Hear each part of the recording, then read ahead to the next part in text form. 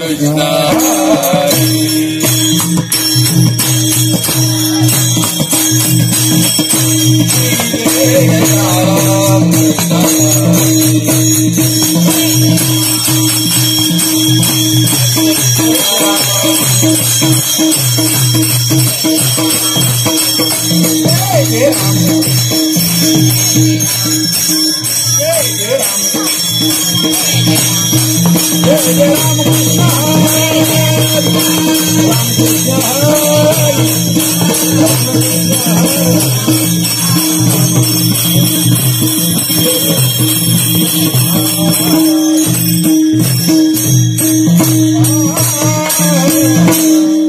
रूपपातालोचनी सुख धारे हो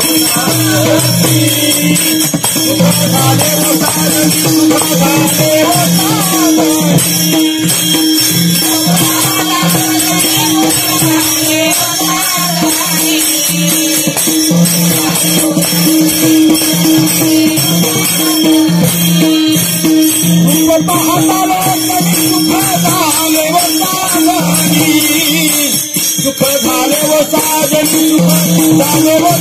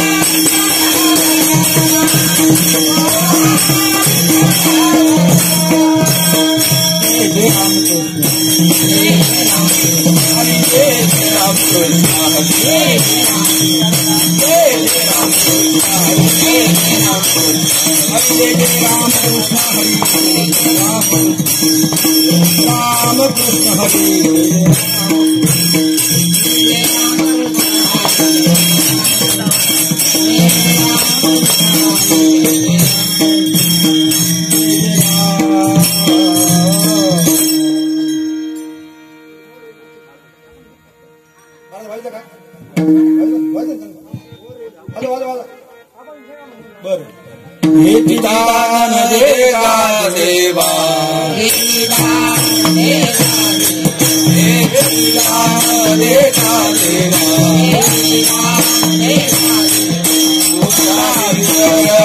बाबा तुझा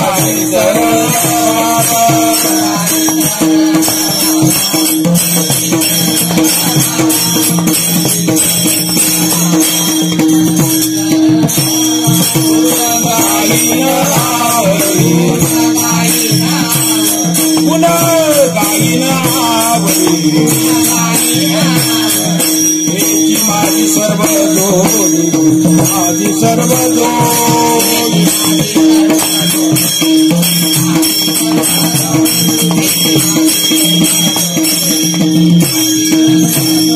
मुक्तिदाना संपदा मुक्तिदाना संपदा संत संगरे सदा संत संगरे सदा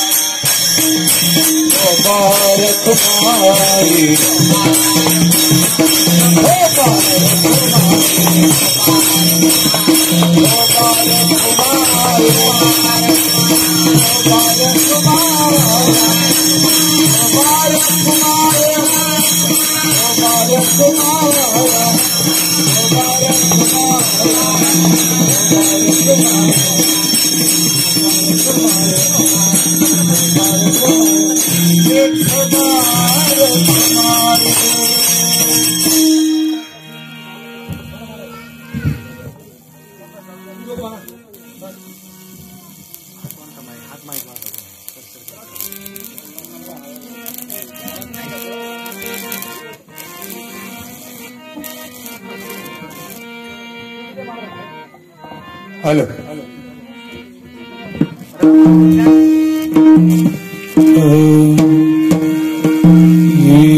हेलो दान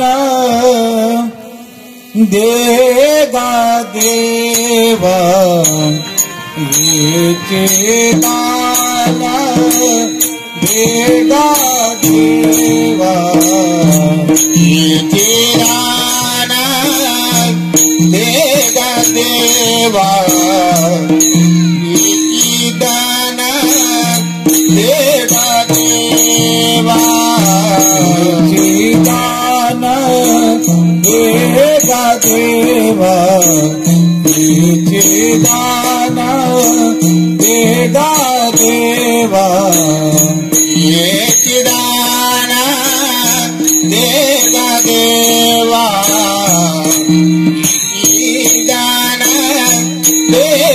देवा तो दावीचा राणा भावा तो दावीचा राणा भावा न गाये न आवडे न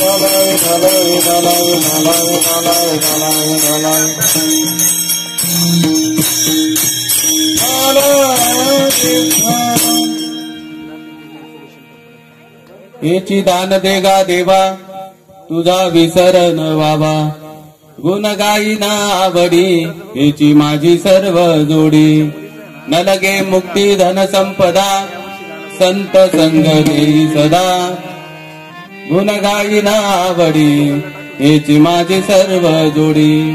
तुका म्हणे गर्भवासी सुखे घालावे आम्हासी. गुण गाईना आवडी हीच माझी सर्व जोडी. विठाल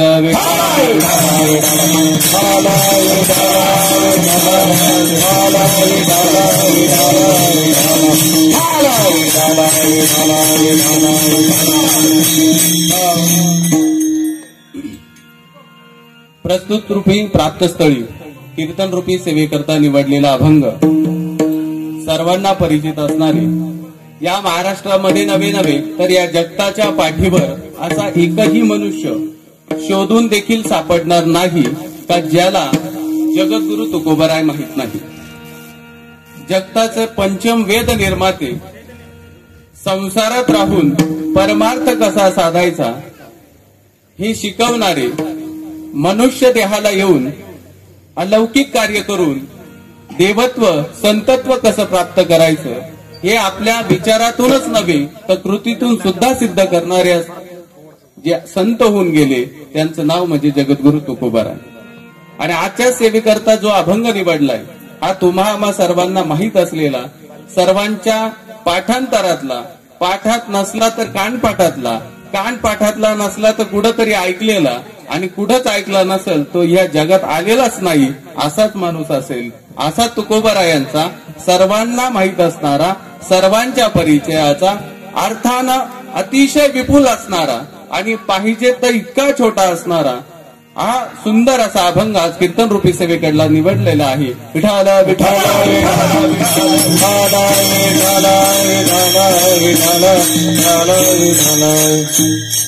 या अभंगाद्वारे जगद्गुरु तुकोबराय आपल्याला काहीतरी सांगतायत. काय सांगतात, कशासाठी सांगतायत, कोणाला सांगतात, का सांगतायत, हे सगळं या प्रश्नांची उत्तर ज्या उत्तरामध्ये आहे ते उत्तर म्हणजे हा अभंग आहे. मनुष्य देह जन्माला आल्यावर काय करायचं आणि इथून जाताना काय शिल्लक ठेवून जायचं हे सगळं सांगणारा म्हणजे हा अभंग. हा अभंग अतिशय साधा आहे, अतिशय सोपा आहे आणि अतिशय सरळ असणारा अभंग आहे. हेची दान देगा देवा तुझा विसर न व्हावा. म्हणजे तुकोबराय पहिल्या चरणात सांगतायत, देवा मला हेच दान पाहिजे, जे दान असं मला दे का त्या दानाच्या रूपात तुझा मला कधीच विसर नाही पडला पाहिजे. हे पहिल्या चरणात तुकोबराय आपल्याला सांगतात. दुसऱ्या चरणात काय सांगतात, न लगे मुक्ती धन संपदा संत संग देई सदा. परमार्थिक जीवनात आल्यावर किंवा संसारी जीवनात असल्यावर सगळ्यांना एकच इच्छा असते, धन पाहिजे, संपत्ती पाहिजे आणि मुक्ती पाहिजे. हे सगळं प्रत्येक संसारिक माणसाला वाटतं. पण तुकोबराय सांगतात, न लगे मुक्ती धन संपदा. मला धन नको, संपदा नको, मुक्ती पण नको. मग काय पाहिजे, संत संग देई सदा. दुसऱ्या चरणात सरळ सरळ सांगतात, मला मुक्ती नको, धन नको, संपदा नको, तर मला काय पाहिजे, फक्त संतांचा सहवास पाहिजे. गुण गाईना आवडी हीच माझी सर्व जोडी. मग काय सांगतात पुढं, कशासाठी पाहिजे, तर मी तुझं अखंड गुण गाईन आणि हीच माझी जोडी, म्हणजे हेच माझं प्रारब्ध आहे, हेच माझं नशीब आहे, मला हेच पाहिजे. हे तुकोबराय तिसऱ्या चरणात सांगतात. आणि शेवट काय सांगतात, तुका म्हणे गर्भवासी सुखे घालावे आम्हासी. गर्भवासाचं कितीही दुःख माझ्या वाट्याला आलं तरी चालेल, सुखाने मला गर्भातून या जगतामध्ये घाल. पण कशासाठी, गुण गाईना आवडी हेची माझी सर्व जोडी. मला फक्त तुझं गुणगान गाण्याकरता या जगतामध्ये यायचंय. त्यासाठी मी जन्म मरणाच्या कितीही यातना असल्या तरी मी सोसायला तयार आहे. हा या अभंगाचा साधा सरळ आणि सोपा अर्थ आहे. विठाल विठाल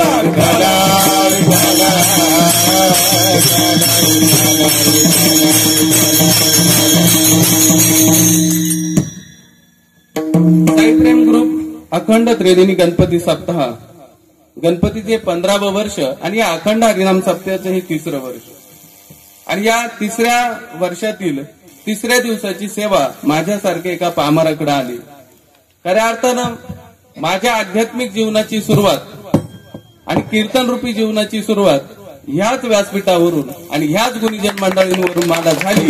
आणि म्हणून सांगायला दुसरा आनंद असं वाटतोय की ह्या महोत्सवाची सुरुवात फक्त माझ्यासाठी माझ्या मित्रांनी केली.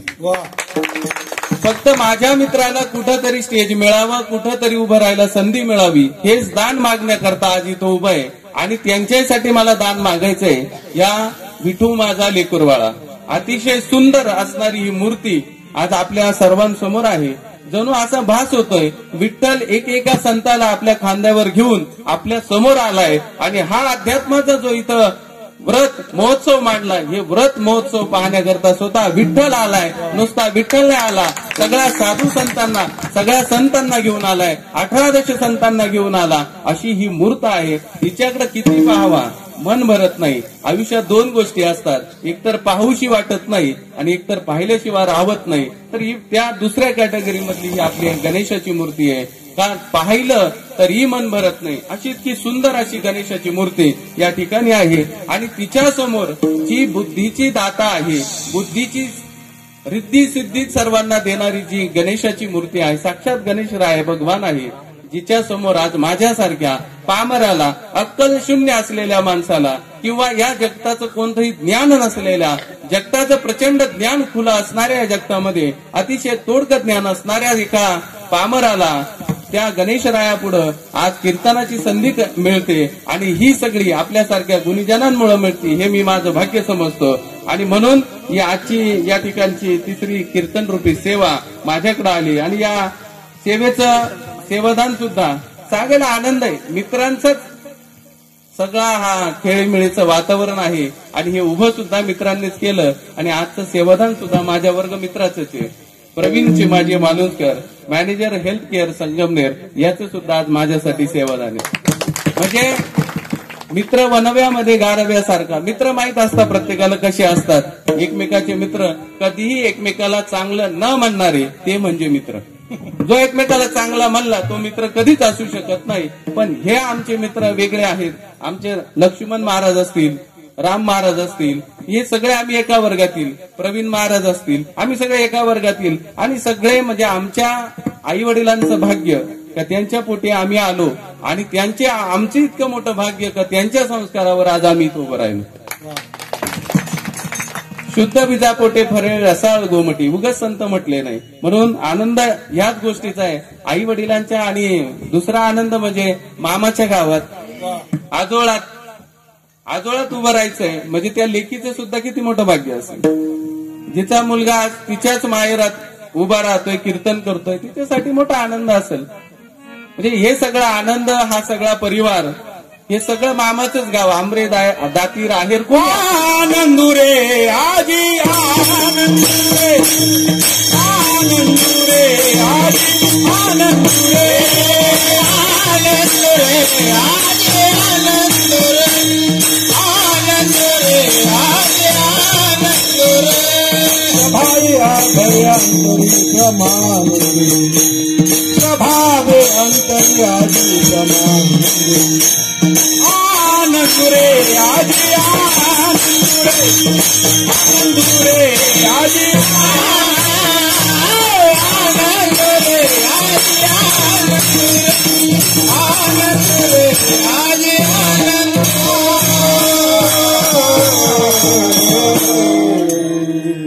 आणि या माझ्यासारख्या एका छोट्याशा मुलाला ज्यांनी घडवण्याचं कार्य केलं असे आमचे मार्गदर्शक. जिथं जिथं कीर्तन असेल तिथं कायम सांगणारे, गायनाची चिंता करू नको, मी तुझ्या पाठीशी उभा आहे. साक्षात स्वामींच्या रूपात आमच्या पाठीशी उभे असणारे हरिभक्तपरायण बाळासाहेब महाराज खतोडे यांची आज या माझ्या संगीत म्हणजे कीर्तनाकरता साथ संगीत देण्याकरता ते उपस्थित आहे. आभार मानावे तेवढे थोडेचे. दुसरे आमचे बाळासाहेब महाराज आंबरे असतील, अशोक मामा आंबरे असतील, आमचे रेवगडे महाराज असतील, हे सगळे परिसरातील आमचे विठ्ठल महाराज असतील, मोरे महाराज असतील, हे सगळे आपलेच आहे. इकडून मामी उभे आहेत, इकडून आजी उभे आहेत. कोण आता हे सगळं मामा मामी आजीचं गाव.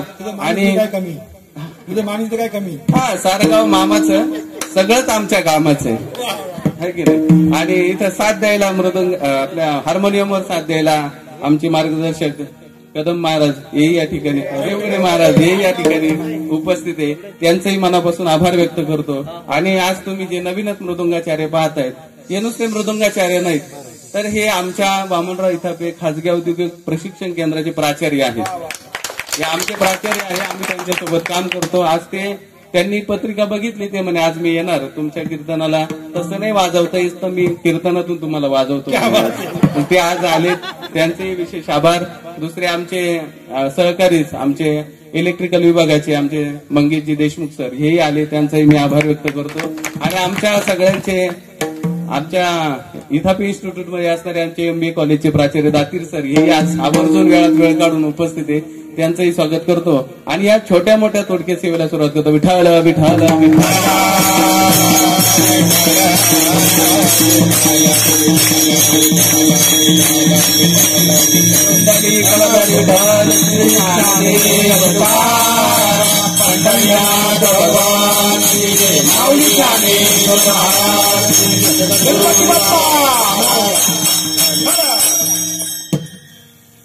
वक्रतुंड महाकाय सूर्यकोटी समप्रभ निर्विघ्नं कुरु मे देव सर्वकार्येषु सर्वदा.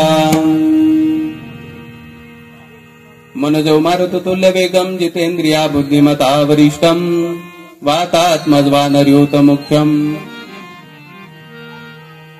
श्रीरामदूतं शरणं प्रपद्ये. ओम सर्वमंगलमांगल्ये शिवे सर्वार्थ साधिके शरण्ये त्र्यंबके गौरी नारायणी नमस्तुते.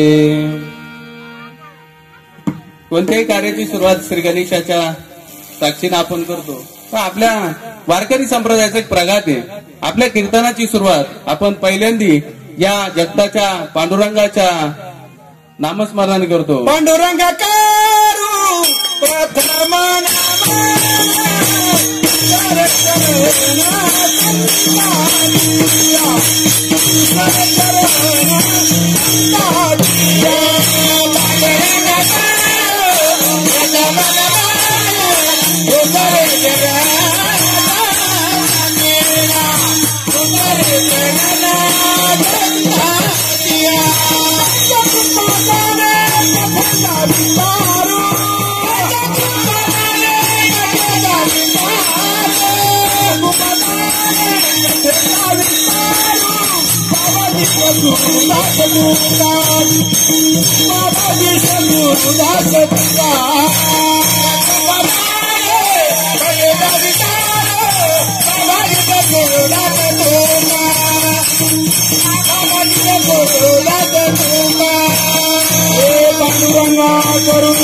प्रथम नमन दुसरे चरण संततिया कंठ कुपादाने कथेचा विस्तार बाबाजी दास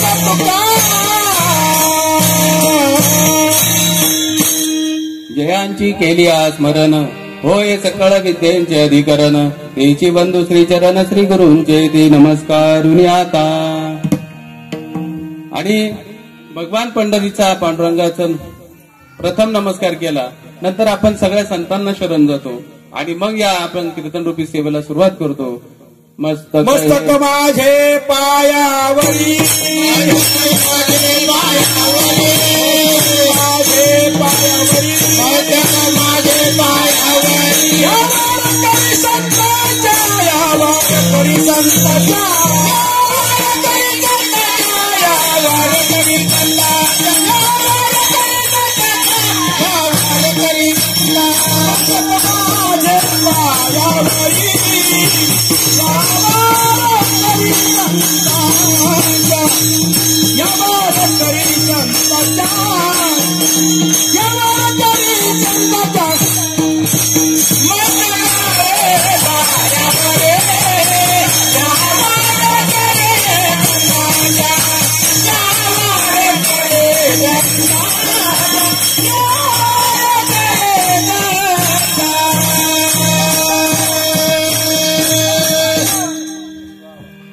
सगळ्यामध्ये एक माणूस विसरलाय, पण ज्याच्याशिवाय या वारकरी संप्रदायाला शोभच नाही असे माणूस म्हणजे या वारकरी संप्रदायामध्ये ज्यांना सगळ्यात मोठा विनेकऱ्यानंतर मानाचं स्थान असेल त्याचे चोपदार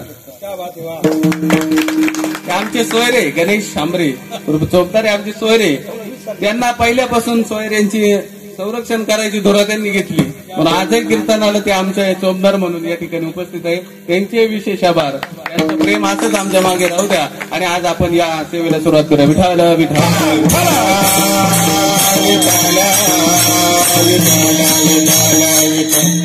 हेची दान देगा देवा तुझा विसरण बाबा गुण गाईना आवडी हेच माझी सर्व जोडी न लगे मुक्ती धन संपदा संत संग देई सदा तुका मने गर्भवासी सुखे घालावे आम्हासी. अतिशय साधा सरळ सोपा सर्वांच्या परिचयाचा पाठांतराचा असलेला हा अभंग आज गणेश राया आणि हे 18 संत आणि आईवडिलांच्या आशीर्वादाने तुमचे शुभचिंता जे ताकद देतील त्या ताकदीच्या जोरावर आज आपण या ठिकाणी ही सेवा आपण समर्पित पांडुरंगाच्या आणि गणेशाच्या चरणी करणार आहोत. तर ह्या जगता तुकोबाराया आपल्या सर्वांना मार्गदर्शन करतात. कोण आहे तुकोबाराया? या जगताचे पंचम वेद निर्माते म्हणजे तुकोबाराया. या जगाचे जगद्गुरु, नाही गुरु झाले पण जगद्गुरु, एकमेव जगद्गुरु ते म्हणजे जगद्गुरु तुकोबाराया. मुळात मागणारा आणि देणारा या दोघांची पात्रता तपासून मागितलं पाहिजे आणि घेतलं पाहिजे. आता या दोघांची तुलना जर करायला गेले तर मुळातच शब्दच नाही असे दोघं आहेत. एक तर इतके मोठे आहे, या जगताचा निर्माता आहे. जो देतोय तो या जगताचा निर्माता आहे आणि जो मागतोय त्याला पाहून काळ सुद्धा घाबरतोय. मग त्यांचं नाव जरी घेतलं तर यमाला धडकी बसते.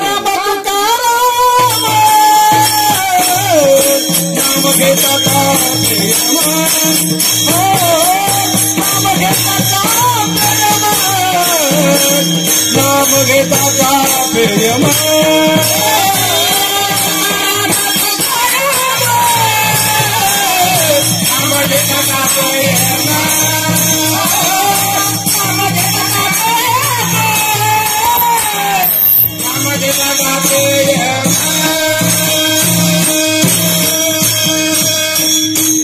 बघा, मग मागणाऱ्याचं नाव घेऊन जर या काळाला भीती वाटत असेल, ज्याचा कापरा होत असेल, मग ते मागणारे व्यक्ती संत हे साधे सुधे आहेत का? अजिबात नाही.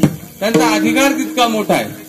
मग मागणारे जर इतके मोठे, त्याला काळ ज्याला भीतो, तर मग ज्यांच्याकडे मागत असतील ते कसे असतील? आणि दान तोच देऊ शकतो ज्याच्याकडे आहे. ज्याच्याकडे नाही तो काय दान देणार आहे? आमच्यासारख्याकडे काहीच नाही, मग आम्ही काय होणार आहे? विरक्त आहे आम्ही. आम्हाला काय या जगाचं घेणं नाही देणं नाही. द्यायला नाहीच तर देईन पुढं.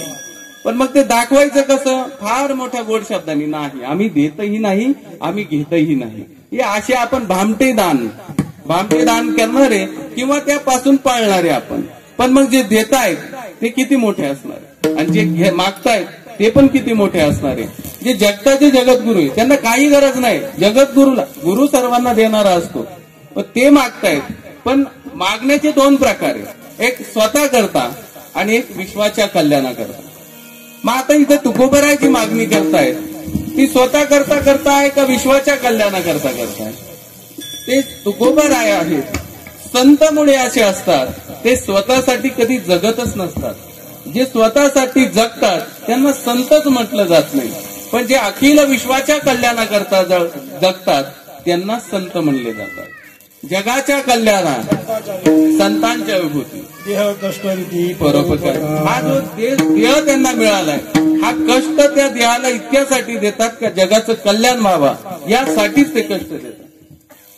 आणि तुकोबाराया असे एकमेव संत आहे ज्यांनी संसार पण पाहिलाय. तो संसारात किती आहे हेही आपल्याला सांगितलंय आणि त्या संसारात काय नाही हे पण आपल्याला सांगितलंय. मुळात अनुभवांचा जो गाठोडा आहे त्याला गाथा म्हणतायत. जो आपला माथा ठिकाणावर आणतो त्यासाठी या गाथेची निर्मिती जगद्गुरु तुकोबारायांनी केली. आणि मग मागणारे आपल्याला कळाले जगद्गुरु तुकोबाराय आहेत. मग देणारे कोण? तोची एक दान शूरदाता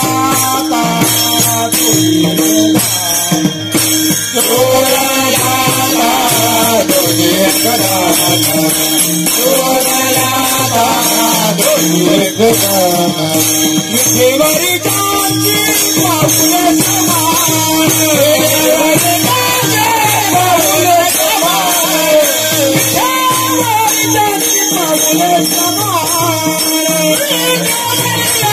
पाऊले समान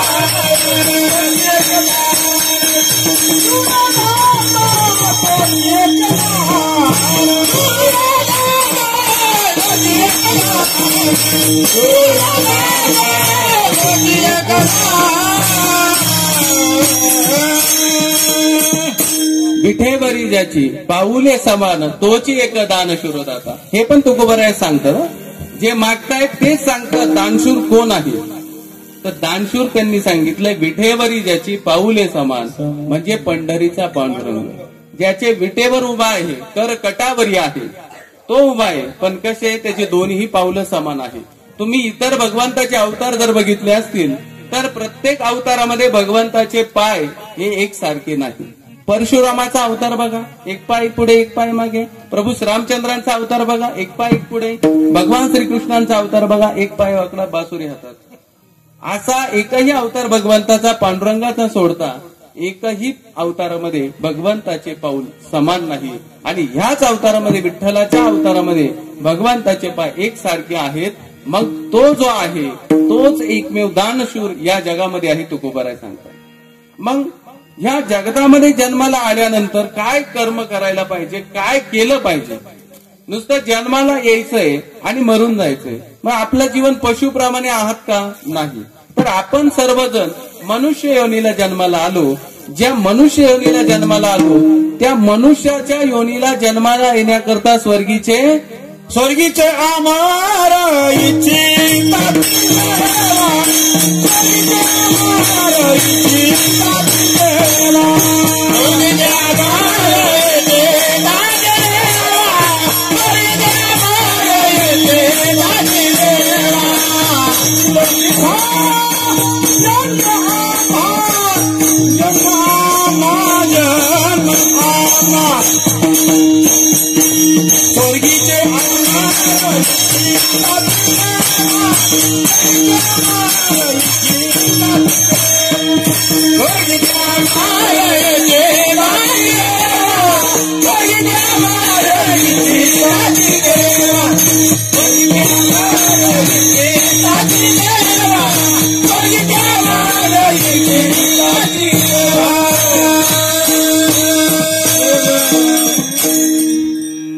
ज्या मृत्यूलोकात तुम्ही आम्ही आलो, संत तुकोबराय आले, 18 संत आले, त्या मृत्यूलोकामध्ये यायला स्वर्गीचे जे अमर आहे ते सुद्धा इच्छा करतात आम्हाला जन्माला यायचं का.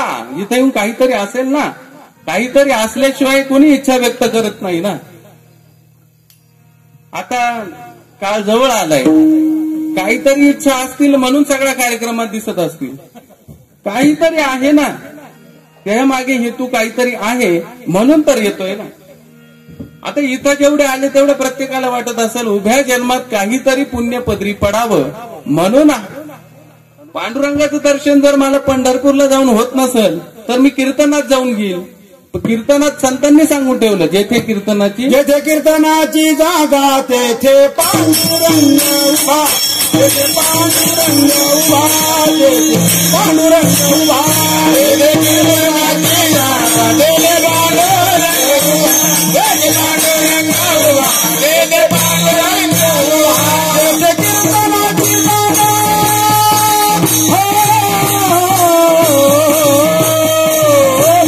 तेथे कीर्तनाची जागा तेथे कीर्तनाची जागा तेथे पांडुरंग उभा, कीर्तनाची जागा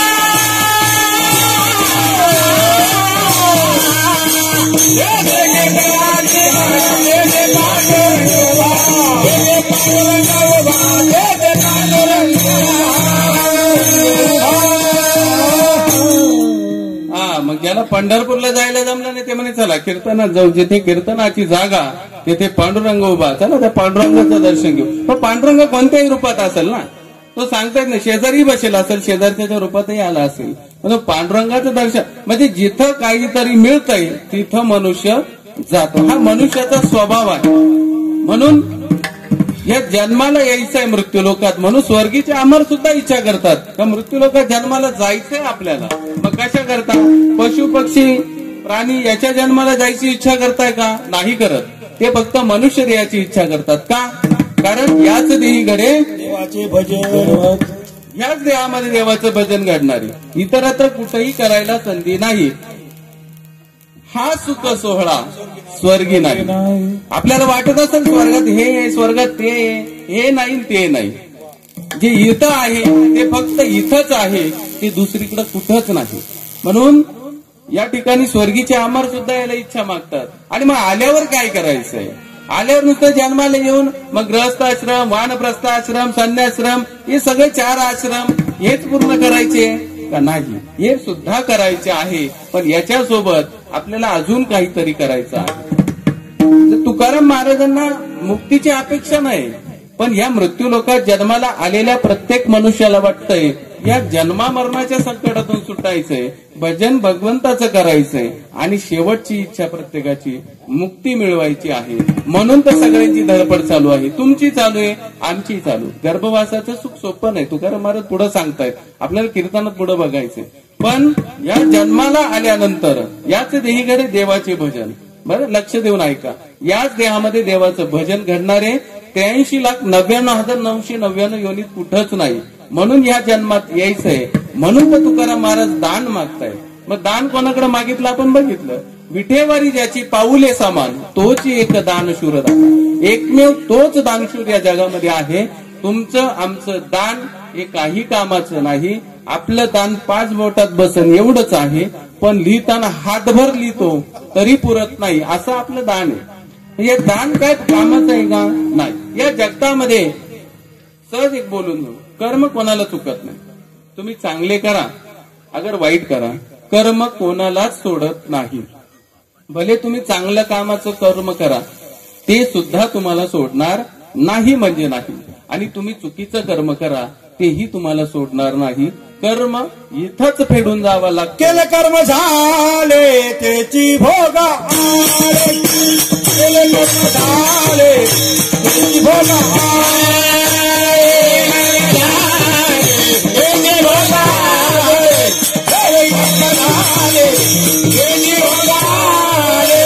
उपजले उपजले किती केले कर्म झाले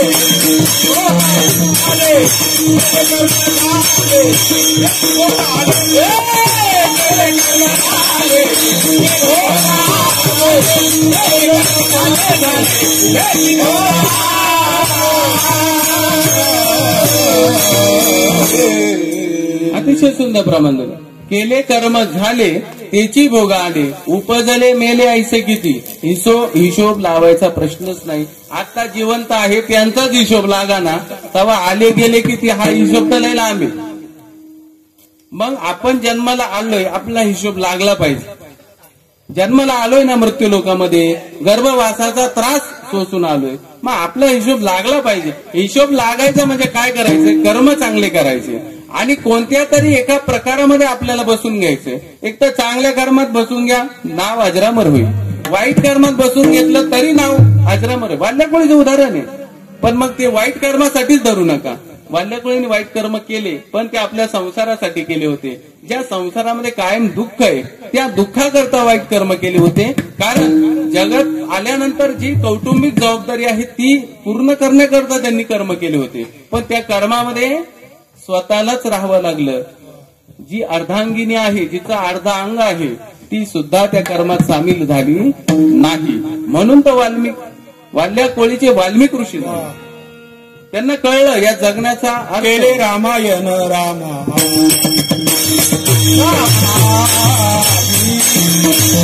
केले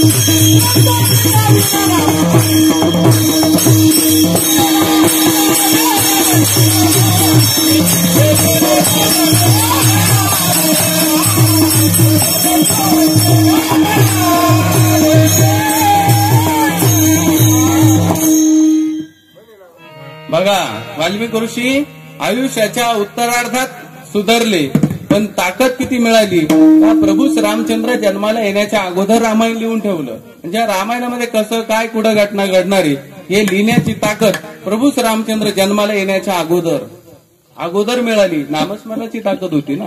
मरा मरा दोन मरा होता एक राम. एक राम राम म्हटले, दोन मरा म्हणे एक राम झाला. आणि रामायण राम जन्माला येण्याच्या आधी लिहिली एवढी ताकद त्या नामात होती. आणि त्याही पेक्षा जास्त ताकद तुमच्यात माझ्यात आहे. जी भूमी सप्त ऋषींपैकी एक असणारी अगस्त्य ऋषींच्या पदस्पर्शाने पावन झालेली भूमी. दुसरं जे रामायणाचं प्रमाण आता बघितलं ते रामायण आपल्या भूमीत लिहिलंय. कोणी गावाला भंडारदऱ्याजवळ त्या भूमीतले आपण लोक आहोत.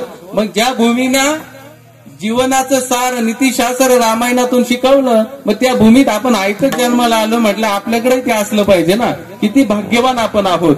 म्हणून मागे काय झाले पाहू नका, पुढे जावी नाही तुका. तुकाराम महाराज सांगतायत. तुकाराम महाराजांचाच अभंग आहे. आपल्याला त्या अभंगावरच चालायचंय. ह्याची दान दे गा देवा, तुझा विसर न व्हावा. हा अभंग आपला चालू. या अभंगावरच बोलायचंय. मग या पवित्र भूमीत जन्माला आलोय. मग आता आपण जीवन जगत असताना असं काहीतरी चांगलं जगलं पाहिजे, जेणेकरून आपलं तुका म्हणे एक मरण्याची सरे उत्तमाची उरे, असं काहीतरी पाठीमागे राहिलं पाहिजे.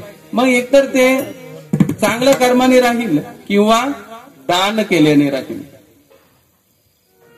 आपलीच भूमी परत पवित्र आहे. अकोला तालुका जे आपण आहे अतिशय पवित्र आहे.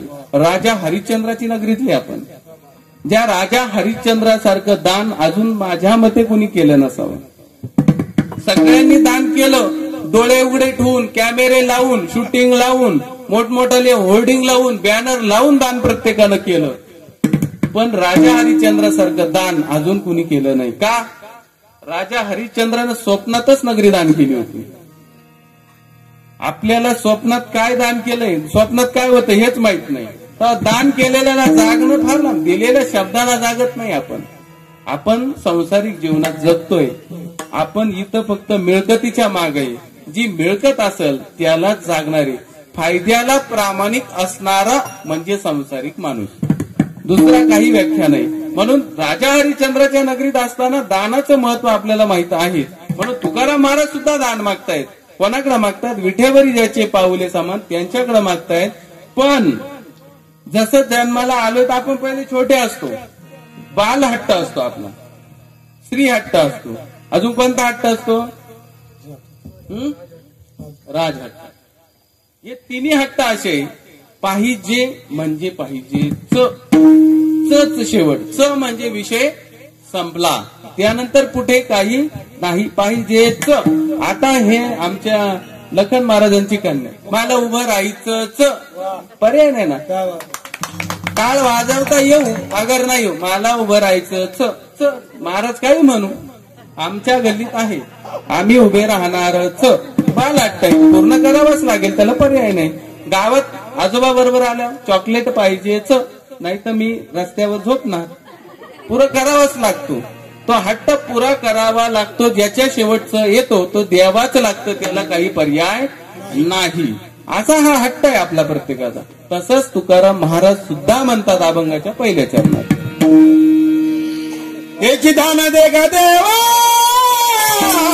याची दान दे गा देवा, याची दान दे गा देवा, याची दान दे गा देवा, याची दान दे गा देवा,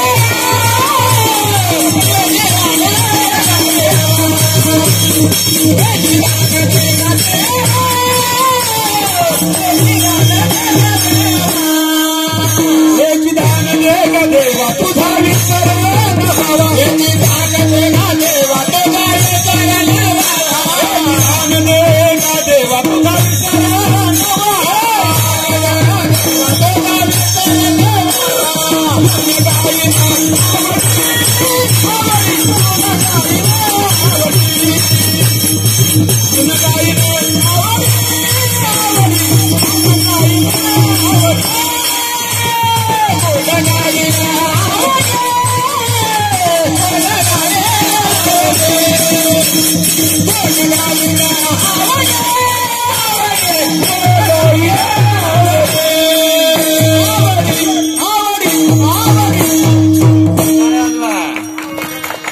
अतिशय सुंदर अशी चाल. गुळाची गरज तुकाराम महाराजांचा सुद्धा हट्टच आहे, हेची हेच, दुसरं नाही, हेची दान, हेच पाहिजे. काय पाहिजे? तुझा विसरण व्हावा. आता ते सांसारिक जीवनात होते ना तुकाराम महाराज, आपण नाही आहोत. पण त्यांच्यात आपल्यात फरक काय? आपल्याला देव कधी आठवतो? संकटाच्या वेळेस, दुःखाच्या वेळेस, है की नाही? त्याच वेळेस देव. जर एकदा देवाने नवस पुरा केला, बोलेल नवस किती लवकर फेडायला जाते तुम्ही.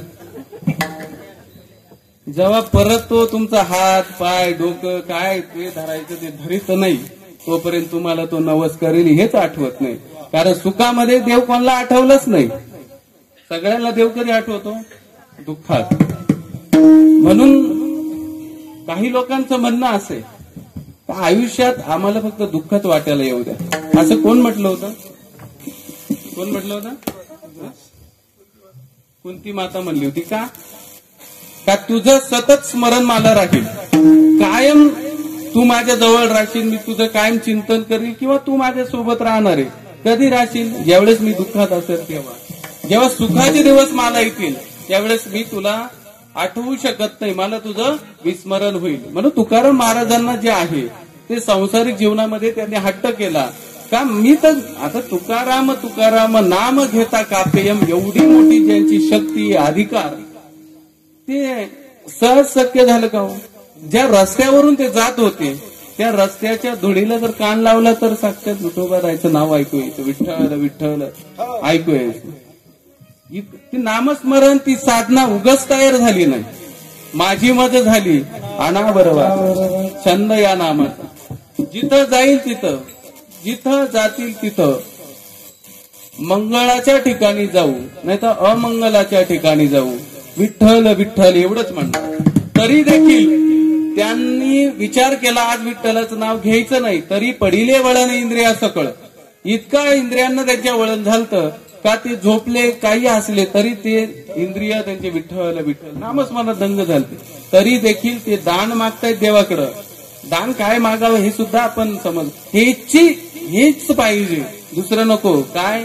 हेची दान देगा देवा, तुझा विसरण व्हावा, विसर होऊ नये हे दान मागतायत. नाही तर आपण काय दान मागतो? आपण देवाकडे गेलो काय मागतो?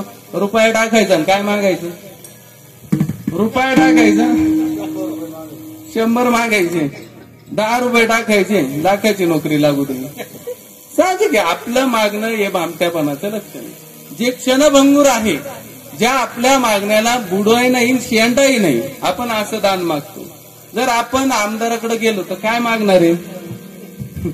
खतोडाडीचा रस्ता द्या, अकोले गिरगाव रस्ता द्या, सभा मंडप द्या, आपण हेच मागणार आहे.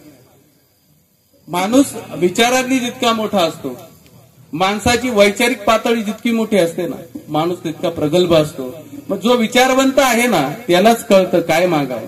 तुकाराम महाराजांसारखा विचारवंत, संत म्हणून सोडा, पण विचारवंत म्हणून जर तुकाराम महाराजांचा अभ्यास जर केला तर तुकाराम महाराजांसारखा विचारवंत जगताच्या पाठीवरच नाही. इतकं सुंदर 4 चरणांचे अभंग लिहून या जगताचा सगळा ज्ञानाचा खजिना गाथ्याच्या रूपाने आपल्या समोर ठेवला. मग तेच मागतायत, मग ते मागतात ना, हेची दान देगा देवा, तुझा विसरच नकोय मला, अजिबात विसर नको. जसा विठ्ठल आहे जळी स्थळी भरला, कुठेही पहा विठ्ठल, तसं माझ्या देहाला माझ्या शरीराच्या इंद्रियांना फक्त तूच पाहिजे, दुसरा नाही. आपण सरळ सुंदर ते ध्यान म्हणतो बघा. सुंदर ते ध्यान उभे विटेवरी करकटावरी ठेवून या, तुळशी हार गरा कासे पितांबर आवडे निरंतर हेची ध्यान. कोणतं ध्यान आवडतं तुकाराम महाराजांना? हेची, जे आहे करकटावर ठेवून पाऊले समान डोळे झाकून या कलियुगामध्ये प्रत्येकाचं दुःख निवारायला, प्रत्येकाच्या अपेक्षापेक्षा जास्त द्यायला, नाही घडवायला, नाही बैसला, साक्षात स्वयंभू आलाय तो. याचं जे मूर्तीचं रूप आहे ते जे आहे माणसाला चोरणार, मनाचं चित्त चोरणार ते रूप, हेच मला आवडतं, दुसरं आवडत नाही. हे पहिल्या चरणात तुकोबाराय सांगतात. मग आपण संसारिक जीवनामध्ये जगत असताना हेची दान देगा देवा. आता दानाच्या रूपाने बघितलं. पुढे काय म्हणतात दुसऱ्या चरणामध्ये तुकाराम महाराज, हेची दान देगा देवा, तुझा विसर न व्हावा, गुण गायी ना आवडी, हेची माझी सर्व. मग कशासाठी तुझं ध्यान किंवा तुझं विस्मरण कशासाठी होऊ नये माहिती का? तुकाराम महाराजांना भगवंताचं विस्मरण याच्यासाठी होऊन द्यायचं नव्हतं, गुण गायी ना आवडी. नुसतं तुला ठीक आहे, भगवान श्री विठ्ठल मला आठवत आहे, भगवान श्रीकृष्ण मला आठवतात असं म्हणण्यापुरतं त्यांना आठवण त्यांची नव्हती लागत, तर त्यांचं गुणगान गाण्याकरता, त्या गुणाचं, त्या रूपाचं कौतुक करण्याकरता, रूप पाहता लोचनी सुख झाले व साजनी, ज्यामध्ये सुख आहे ते पाहण्याकरता आणि त्या रूपाचं गुणगान गाण्याकरता शेवटी भगवंताचा संत तुकोबाराय चारही युगामध्ये सोबत असणारे भक्त होते. चौयुगाचा नामा भक्त कीर्तनी. मग चारही युगांमध्ये नुसतं गुणगान गाता आले. 1 कोटी 10 कोटी काय त्यांची अभंग रचना त्यांना करायचे असतील ते पूर्ण करण्याकरता या कलियुगामध्ये तुकोबारायचं रूप घेऊन नामदेवराय आले. आणि या भगवंताचं गुण गायी ना आवडी, हीची माझी सर्व जोडी, हे सांगण्याकरता, त्याचं गुणगान गाण्याकरता, हेची दान, हेच दान मागण्याकरता तुकोबाराय आले. आणि ह्या संसारिक जीवनामध्ये प्रत्येकाला या मायेपासून निर्माण झालेल्या जगतापासून दूर नेऊन, कारण ज्या ठिकाणी भगवंत आहे, त्याचं नामस्मरण आहे, तिथे काळाला सुद्धा यायची ताकद नाही. म्हणून तर तुकोबाराय आपल्याला या जगतामध्ये जाताना स्वतःच्या मनाने गेले. हा देह सुद्धा ठेवला नाही. वाढ वेळ झाला उभा पांडुरंग, सदेह वैकुंठाला निघून गेले, थांबले नाही. का? त्याची ताकद होती. मग आपण जीवन जगत असताना ह्या पद्धतीने जगलं पाहिजे. आणि मग या संसारिक जीवनामध्ये संसार करत असताना परमार्थिक जीवन आणि संसारिक जीवन, तर तुकोबाराय परमार्थिक जीवनाचं दान मागतायत आणि आपण संसारिक जीवनाच्या मागे लागतोय. आणि जे आपण संसाराच्या जीवनाच्या मागे लागलो, ज्या संसारातील मिळकतीच्या मागे लागलो, तेच तुकोबारायांना नकोय. म्हणून तुकोबाराय अभंगाच्या 3ऱ्या चरणात काय सांगतायत आपल्याला, नलगे मुक्ती धन संपदा, नलगे मुक्ती धन संपदा, नलगे मुक्ती धन संपदा, नलगे मुक्ती धन संपदा, नलगे मुक्ती धन संपदा, नलगे मुक्ती धन संपदा, नलगे मुक्ती धन संत संग सदा, संत संग सदा, गुण गायी ना आवडी,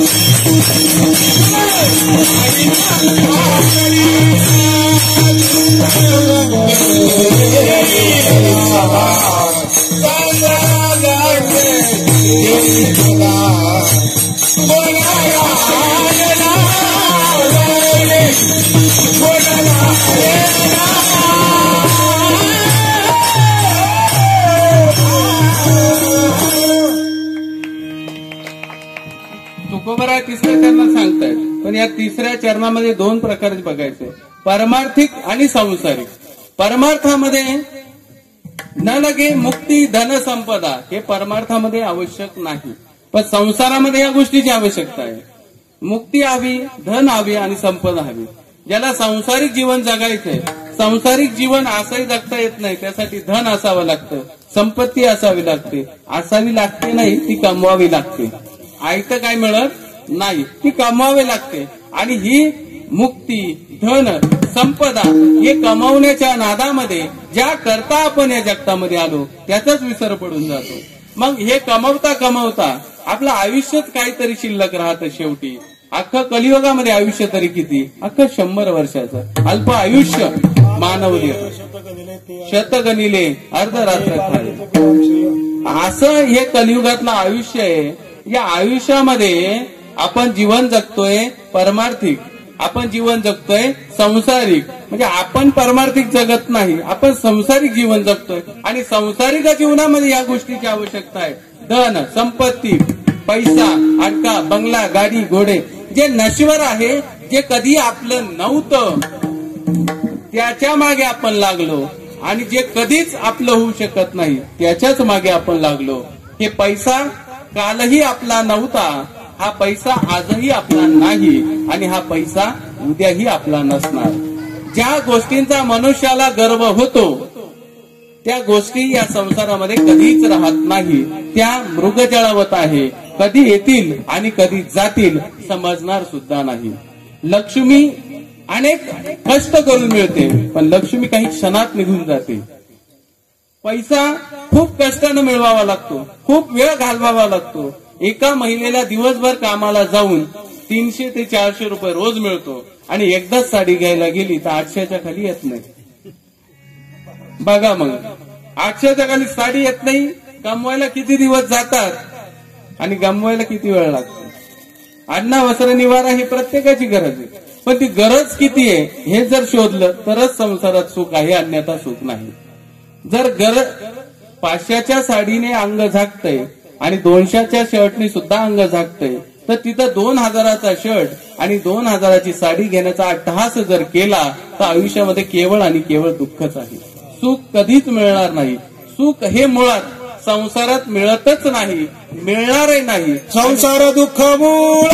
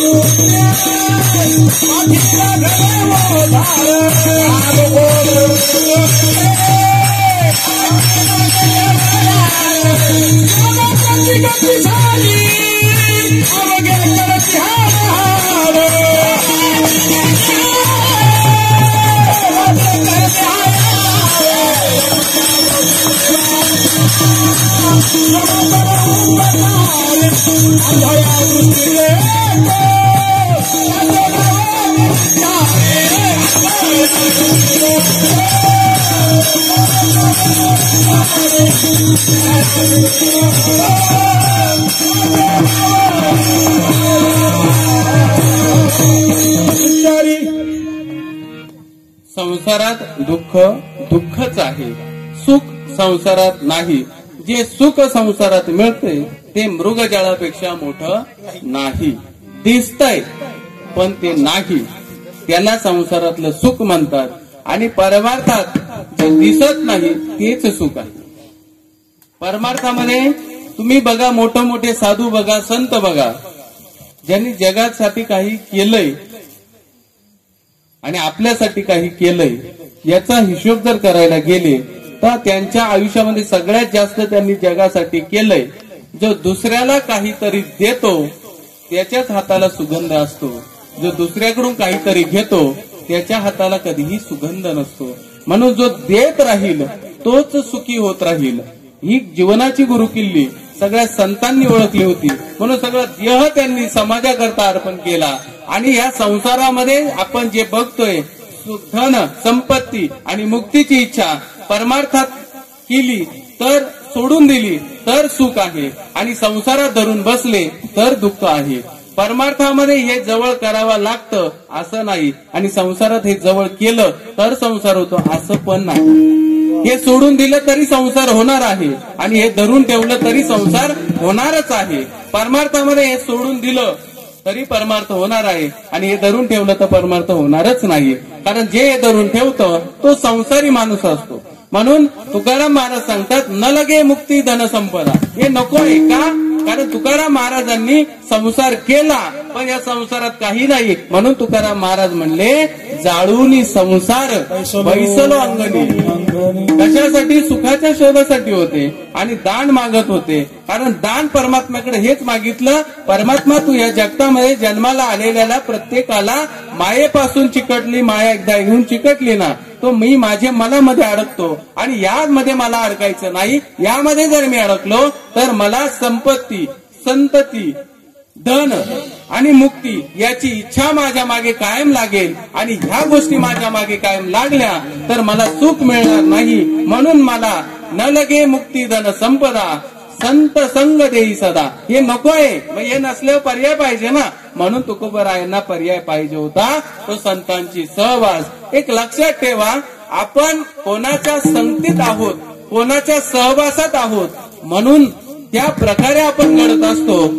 संत संगातीचे काय सांगू सुख,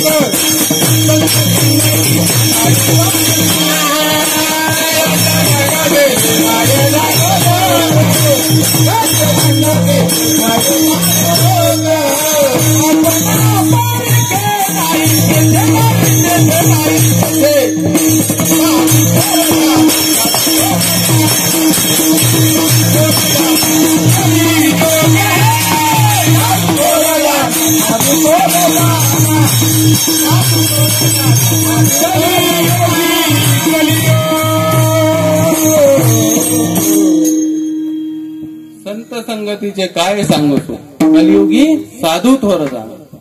म्हणून तुकोबराय सांगतात संतांच्या सहवासात राहायचंय. जशी संगत तशीच पंगत भेटते. संतांची संगत असेल तर संत पंगत मिळेल आणि इतरांची संगत असेल तर वेगळी पंगत मिळेल. त्याचं नाव सुद्धा आपण घेऊ नये त्या पंक्तीचं. अशी पंगत आपल्याला मिळेल. म्हणून आपण कोणासोबत आहोत याला फार महत्व आहे. जसे दोन मित्र असतात, तो कोणत्या मित्रासोबत आहे. एखादी घटना घडली, गावात एखादी घटना घडली, चांगल्या घटनेची चर्चा होत नाही, तो भाग वेगळा. पण समजा जर चोरी झाली, कुठं छेडछाड झाली किंवा कुठं अघटित घटना झाली आणि तिथं कळालं आरोपी महाराज तिथं होते, मग लगेच लोक काय म्हणतील, एकटा नसल लखन महाराज पण असतील. म्हणजे त्याच्या संगतीवरून, त्या प्रकारावरून ओळखतात यांची संगत कोणासोबत आहे. त्या घटनेला लगेच अंदाज येऊन जातो का ही संगत, ही पंगत कोणाची असेल. म्हणून आयुष्यामध्ये संगत करायची असेल तर तुकोबाराय सांगतात साधू थोर जाणार, साधू थोर जाणार. कोणत्या युगात? कलियुगात. ज्या युगात आपण आहोत त्या युगामध्ये संगत ही फक्त संतांचीच, साधूंचीच धरायची, हे तुकाराम महाराज सांगतात. मग तुकाराम महाराज एका अभंगामध्ये आपल्याला सांगतात. आयुष्याबद्दल सांगताना तो अभंग आहे, नाशिवंत देह. या देहाबद्दल सांगतात ना तुकोबरा. नाशिवंत देह जाणार सकळ. तुकोबराय सांगतात हा जाणारच आहे. मग जाणार आहे तर काय करायला पाहिजे. पुढच्या चरणात तुकोबराय सांगतात, संत समागमे धरावी आवडी, करावी तातडी परमार्थाची. जर हे नाही केलं ना मग ते बाकीचा प्रश्न सांगायचाच नाही. म्हणून तर तुकोबराय सांगतात न लगे मुक्ती धन संपदा संत संग देई सदा. संतांचा संग त्यासाठी मागतात का ज्या संतांबरोबर आपण राहतोय त्या संतांना संपत्ती, धन, मुक्ती याची अभिलाषाच नसते. तुम्ही जर त्यांच्या सोबत राहिला तर आपोआप तुमची पण मनाची मानसिकता, मनाचे विचार किंवा तुमची संगत तशीच होईल जशी संतांची संगत आहे. बघा, तुम्ही तुमचा एक मित्र असेल वारंवार रामकृष्ण हरी म्हणत असेल तर तो बघितल्या तुमच्या तोंडात सुद्धा आपोआप रामकृष्ण हरी येतं. किंवा एक भजने दुसऱ्या भजनाला जर भेटला तर तो सहज कोणताही प्रसंग कुठे काय त्याच्या ध्यानात नसतं, पण महाराज दिसले जय हरी बोलूनच जाणं. कशाचं द्योतक आहे हे? फक्त संगतीचंच द्योतक आहे. मग संगत दुसरी बघा.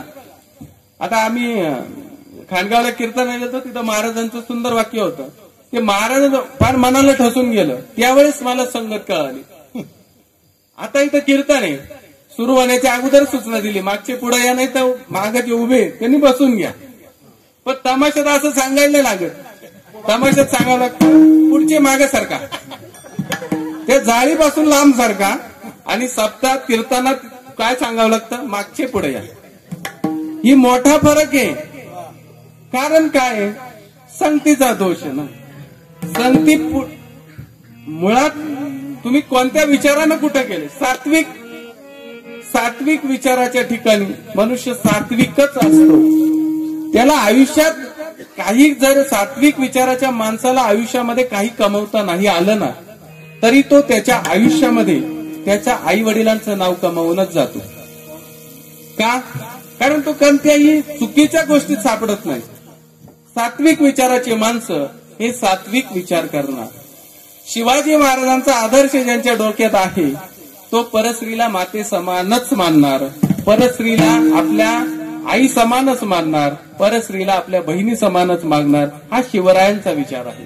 पण चुकीचे विचार घेऊन आपण जर चाललो तर आपल्या आणि त्या काळातल्या मोगलशाहीमध्ये काही बदल नसणार. त्या काळामध्ये माता बहीण ही काही नव्हती म्हणून ती मोगलाई होती, आणि शिवरायांच्या काळात माता बहीण होती म्हणून तर ती शिवशाही होती. ज्यावेळेस कल्याणच्या सुभेदाराची सून राजांपुढे आली तेव्हा राजे काय म्हटले, अशीच असली आमुची आई सुंदर रूपमती, आम्हीही सुंदर झालो असतो वदली छत्रपती. उगाच नाही बोलू शकले. जसं म्हणतात ना, पूर्व पुण्य असे जयाची पुण्याई, तोच मुखी गाईल हरीचे नाम. तसंच जसा संस्कार असेल तो त्याच पद्धतीने धन्य जाऊची पुण्याई कशी आली अफवा, धन्याची जाऊची पुण्याई कशी आली अफवा. हा बापाचा बाप राजा शिवाजी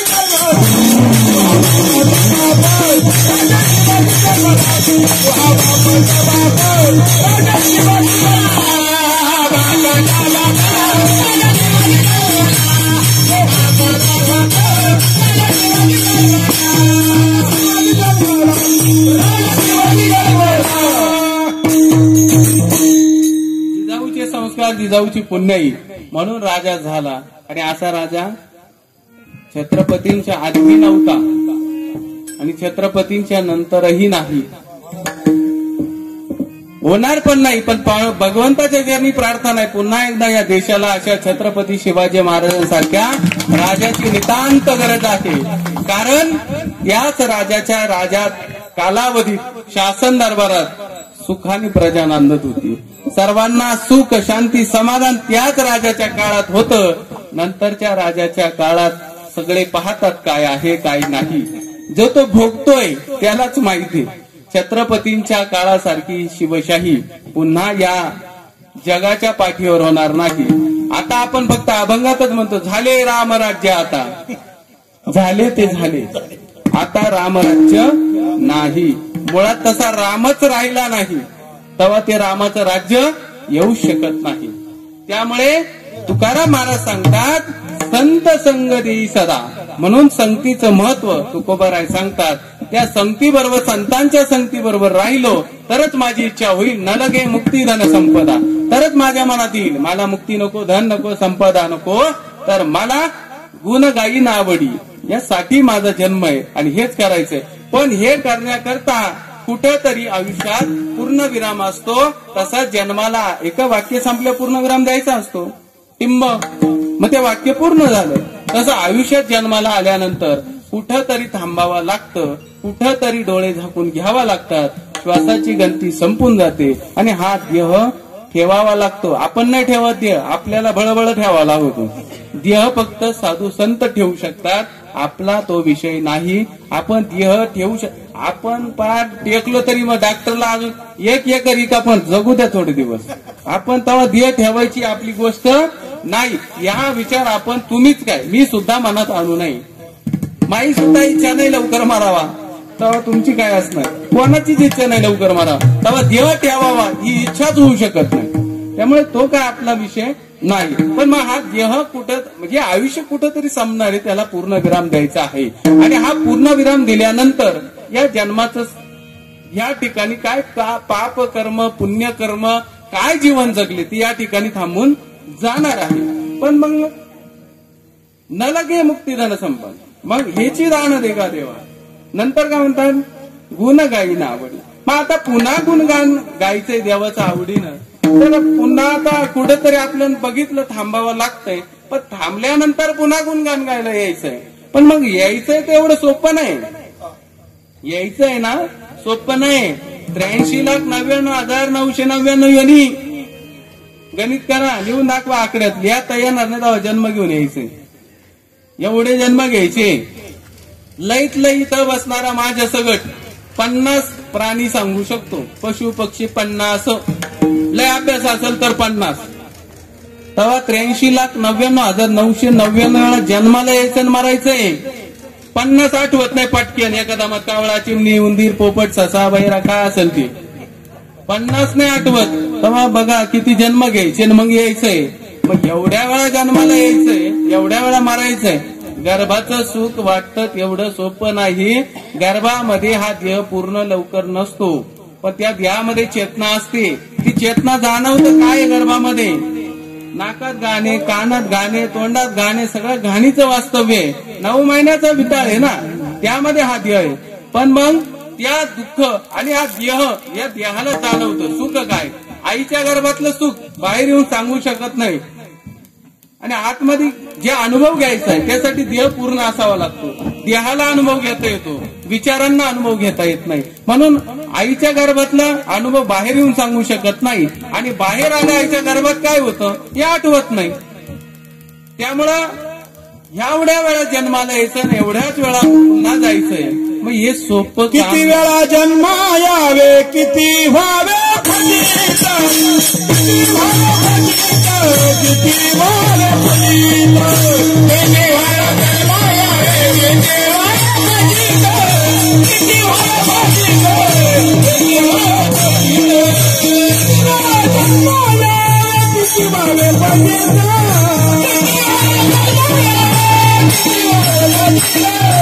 किती वेळा जन्मा यावे, किती व्हावे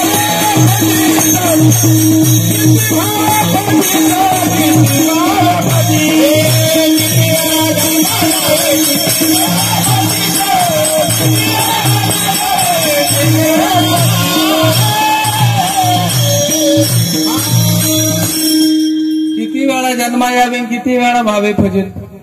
मनुष्य देह तर दुर्लभ आहे, नरदेह दुर्लभ जाण. हा सोपा नाही. वाटतं तितक्या पटकन मिळत नाही. वाटलं दुखल्या घ्यावा भर कीर्तनात, एवढं सोपं जन्माला येणं नाही. आणि गप्पा माराव्या कीर्तनात, एवढं सोपं सुद्धा जन्माला येणं नाही. अजिबात नाही. ठीक आहे, सगळे थकून भागून येतात, दिवसभराचं काम असतंय, करतात, दुखला लागणं साहजिक आहे. कारण मनुष्य स्वभाव असा आहे, जिथं चांगलं आहे तिथं लवकर जात नाही आणि गेले झोपल्याशिवाय राहत नाही. जिथं वाईट आहे तिथं गेल्याशिवाय तर राहत नाही आणि झोपी लावला तरी झोपत नाही. तमाशाला डुकल्या घेणारा दाखवून द्या, डुकलीच घेत नाही तमाशाला. वरून म्हणतो लय लवकर संपला, कीर्तन 2 तासाच्या आत संपवा, लय वेळ लावला, तारखाने काय लय वेळ लावलाय. साहजिक आहे, हे मनुष्य जन्माचा स्वभाव हा बदलणार नाही. म्हणून किती वेळा जन्म यावे, किती वेळा व्हावे फजित, आहे की नाही. आपल्या जन्माला आल्यापासून फजिती चालू आहे. आपली फजिती जाऊ तरी पुरी होणार नाही, हे आपण ओळखून घ्या. आता सावध व्हा, नाही तर काही नाही. कारण जन्माला यायचं, जन्माला जायचं सोपं नाही, अतिशय अवघड गोष्ट आहे. जन्माला येणं सगळ्यात अवघड आहे आणि इथून जाणं त्यापेक्षा अवघड आहे. मामाच्या घरी लवकर जावत नाही, तेव्हा इथून वर जाणं किती लवकर जाणार आहे, नाही जाणार. एवढं सोपं आयुष्य नाही. मग ह्या आयुष्यात आला आनंद कुठे आहे माहिती का, संतांच्या नामस्मरणामध्ये आलोय. जसं आपण गणेशाची मूर्ती तर बघतोय, सगळ्यांनी बघा, मी बाजूला होतो, किती सुंदर मूर्ती आहे की नाही. आता त्या बघा, खांद्यावर कोण आहे, कडेवर कोण आहे, बोटाशी कोण आहे बघा, एकदा बघून घ्या. म्हणजे मला बोलायचं दिसले का, पाहिजे ना. इतकी सुंदर मूर्ती आहे, हिच्याकडे फक्त पाहत राहावा. आणि आज ज्यांचा अभंग आहे ते कोण आहे माहित, कोणाचा अभंग घेतला आज, आता चालू कीर्तनाला अभंग कोणाचा आहे, तुकाराम महाराजांचा.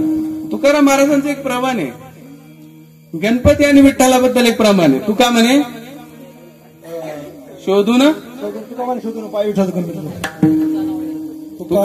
शोधून पाहे, विठ्ठल गणपती तुझा नव्हे. मग बघा बरं इकडं आहे का नाही, आहे का नाही.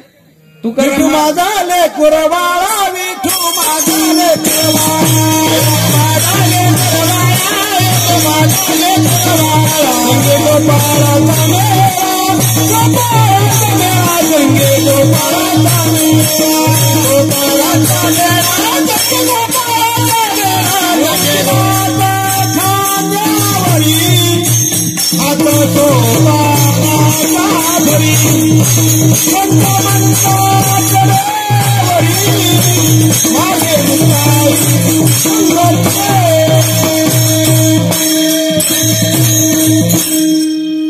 विठू माझा लेकुळवारा, साई प्रेम ग्रुपची थीमच ती, विठू माझा लेकुळवारा. हा विठ्ठल आहे, हे सगळे त्याचे लेकर आहेत.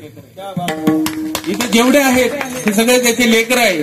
आणि जसा तो विठ्ठल म्हणजे तो भगवान परमात्मा गणपतीच्या रूपाने आलाय, सगळ्या संतांना सोबत घेतलंय, तसंच हा गणपती राया आपल्याकडे आलाय आणि आपल्या सगळ्यांना सोबत घेऊन जाणार आहे. नेणार तर प्रत्येकालाच, पण कसा नेणार आहे?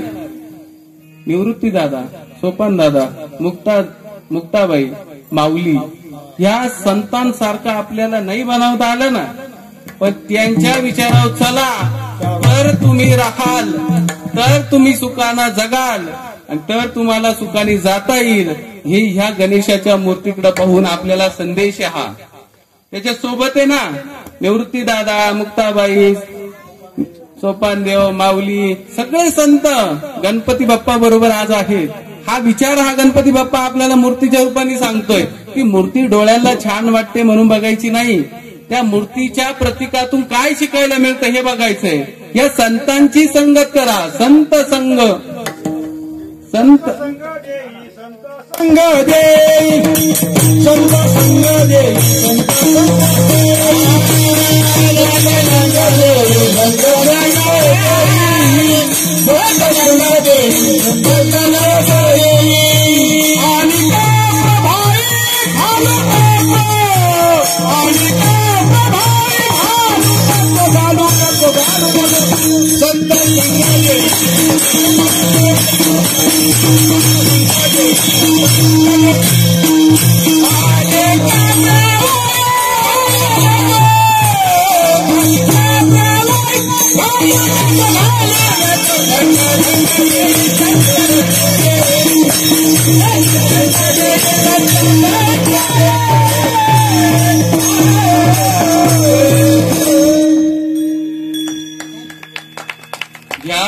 गणपती बाप्पाच्या रूपानं फक्त या गणेश उत्सवापासून एकच निश्चय करायचा, प्रत्येकाच्या आयुष्यात संतांचा संग, संतांची सोबती, संतांचा आशीर्वाद, संतांची सेवा करायला मिळावा. का तर आयुष्याचा शेवटचा मेवा गोड होईल. करशील सेवा तर खाशील मेवा. आणि नाही संतांची संगत करता आली तरी संतांचे विचार घेण्याची ताकद या गणेश उत्सवापासून आपल्यामध्ये असावी. पण इतकी सुंदर मूर्ती ज्यांनी दिली त्यांचं कौतुक आपल्याला करणं. त्याचं नाव सांगा. ही मूर्ती ज्यांनी आपल्याला दिली ते आपल्या भजनी मंडळाच्या मार्गदर्शिका, त्यांनी आपल्या धर्माच्या नाहीये बरं का, आपल्या धर्माच्या नाहीये, पण आपल्या धर्माचा अभ्यास आणि आपल्या धर्मासारखं शिकवण आणि आपल्या धर्मात काय याची पूर्ण अभ्यास केला आणि मग या संतांच्या संगतीत ते आले. आपण जाऊ द्या, वाईट वाटेल एखाद्याला, आपण हिंदू आहे तरी आपण इतका अभ्यास, मी मगाशी काही गोष्टी शिकलो तिच्याकडून, माहिती करून घेतल्या. आपल्या भाभी सगळ्या म्हणतात तिच्याकडून काही गोष्टी घेतल्या, जाऊ द्या तो भाग वेगळा आहे. धर्म ही संकल्पना वारकरी संप्रदायात नाही. वारकरी संप्रदाय हा धर्माच्या पलीकडे जगणारा, फक्त माणूस म्हणून जगायला शिकवणारा आहे. या रे लहान थोर, येथे आहे सकळांचे अधिकार. इथं सगळे आले पाहिजे, शूद्र, वेश्या, चांडाळ आधी करून सर्वही, सर्वांना या वारकरी संप्रदायात अधिकार आहे. म्हणून भाभी आणि आपले सगळ्यांचे बंधू शहानूर मणियार या कुटुंबाने ही अतिशय सुंदर अशी गणेशाची मूर्ती या मंडळाला दिली. बघा, आज संतांचे विचार ही काळाला गरज आहे आणि हे विचार आपणही शिकलो, आपल्याबरोबर इतर धर्माचे लोक पण शिकले. ते लोक नाहीत, मुळात आपण एकच आहोत. अहम ब्रह्मास्मी, वेदांचं वाक्य. या ब्रह्मापासून निर्माण झालंय सगळं, तर यामध्ये जात धर्म आपण आपल्या सोयीकरता पाडून घेतले. हे जात धर्म देवाचे नाहीये, हे आपल्या सोयीसाठी आहे. कोणताही माणूस भगवंताकडे जाताना शरण अनन्य भावानं जर गेला तर देव त्याची जात पाहत नाही, त्याची धर्म पाहत नाही, फक्त देव त्याचा भाव पाहतो. ज्याच्याकडे भाव आहे देव त्याचाच आहे, इतरांचा नाही. अतिशय सुंदर अशी मूर्ती दिली आणि ह्या मूर्तीकडे पाहूनच निम्म कीर्तन सुचलं. कारण 18 संतांचा विचार आपल्या समोर आलाच पाहिजे आणि हा यावा, हे लोकमान्य टिळकांनी लोक एकत्रित यावा, जात धर्म पंथ हे सोडून माणूस म्हणून विचाराने एकत्र यावा आणि गुलामगिरीत असणाऱ्या देशाला स्वातंत्र्य मिळावा. सर्व धर्मी एकत्र यावा, सर्व जातीचे एकत्र यावा आणि भारत मातेची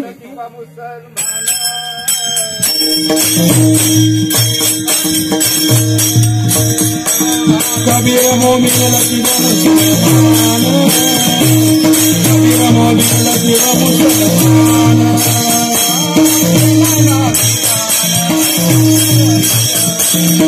नाना विधान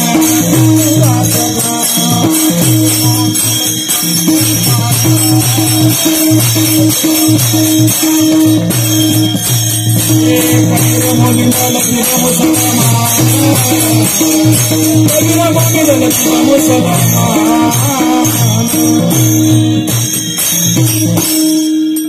असा हा सर्वांचा माणुसकी शिकवणारा माणसाचा धर्म म्हणजे वारकरी संप्रदाय. असं सुंदर आहे. आणि याच्याकडे जर बघितलं तर आपल्याला सहज या जीवनाचं वर्म समजून जातं. संतांचे विचार घेतले तर आपल्याला कळतं या गर्भवासाच्या यातना सोप्या नाही. पण या मूर्तीकडे जर बघितलं तर एक भजन सहज आठवून राहतं, निवृत्ती राया निवृत्ती राया, निवृत्ती राया, ज्ञान देवा सोपान सखाया, निवृत्ती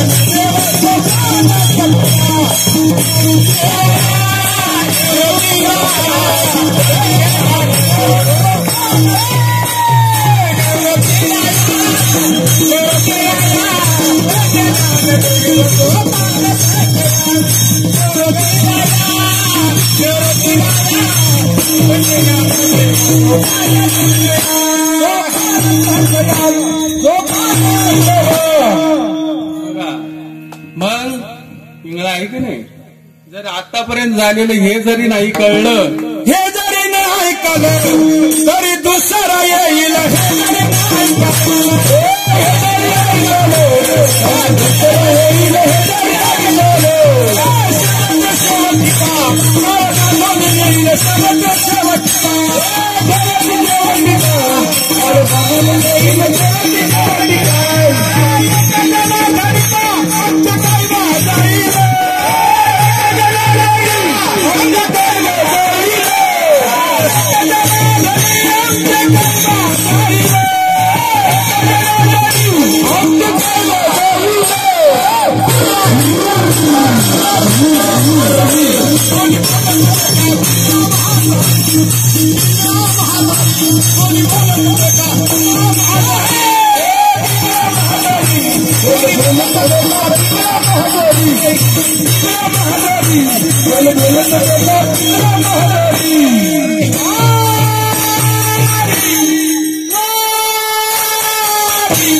मल्हारी किवारी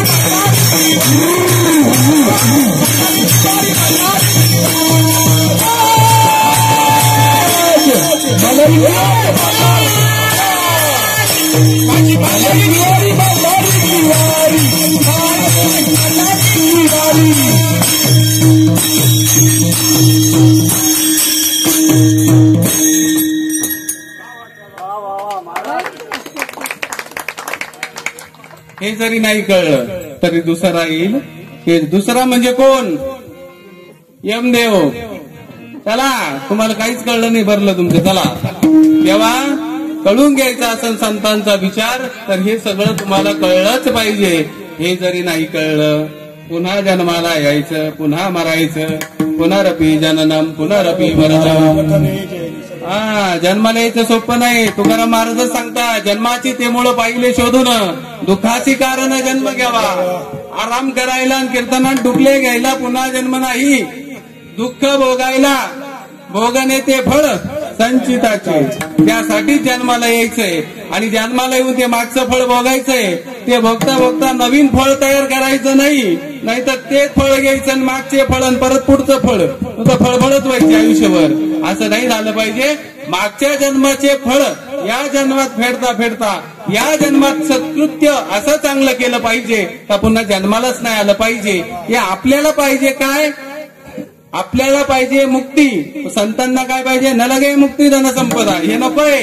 मग याकरता त्यांना जन्माला पुन्हा यायचंय. गर्भवासाचे दुःख भोगायला त्यांना पुन्हा यायचंय. गर्भाचे दुःख भोगायचे आणि जातानाचे दुःख भोगायचे. पण कशासाठी? तर गुण गायीन आवडी हीच माझी सर्व जोडी. मला तुझं गुणगान गाण्याकरता पुन्हा जन्माला यायचंय. याच्यासाठी मी गर्भाचे सगळे दुःख सोसायला तयार आहे. हे शेवटच्या चरणात गर्भवासी